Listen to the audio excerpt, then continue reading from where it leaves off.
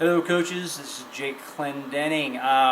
Was asked to do a video talking briefly about a pattern interrupt. We've heard that term of what a pattern interrupt is. By definition, it is if a pattern occurs, it is an event that stops that pattern from occurring in the same way going forward. Right? So that's the definition of it.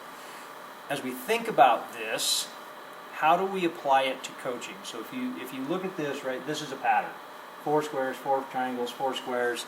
How would we interrupt that pattern, right? So what would we do to that? Well,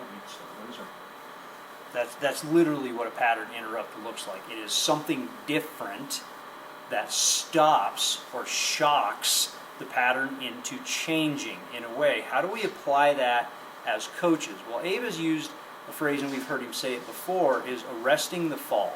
And I think about it the same thing as arresting the spiral.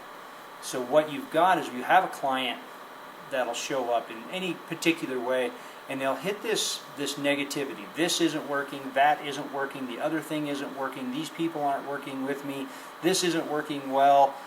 How do we arrest that fall? Do we allow it to go all the way to the bottom till it piles up, or can we stop it somewhere at the top and go, stop? Okay? What's more productive? Now, where you choose to interrupt the pattern is up to you. What do we do with that? So Abe is one of those people that in this question, he has felt somebody being super negative. Just, I'm not happy with this, and I'm not happy with that, and I'm not happy with that. What's the question we ask? What would make you happy? Okay? That is a pattern interrupt because it is an opposite question to where they are in the pattern of we're in negativity, ask a positive question. Okay, now I'm shocked. Where do we go? What is something? Right? So it is simply asking a question that is the opposite of where they are.